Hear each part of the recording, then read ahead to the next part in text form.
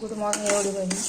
आपण आज प्रसादाच्या शिरा बनवत आहोत. हा रवा आहे, 1 वाटी रवा, 1 वाटी तूप, 1 वाटी साखर, विलायची. आता रवा आपला भाजला आहे, त्याच्यात आपल्याला दूध टाकायचे.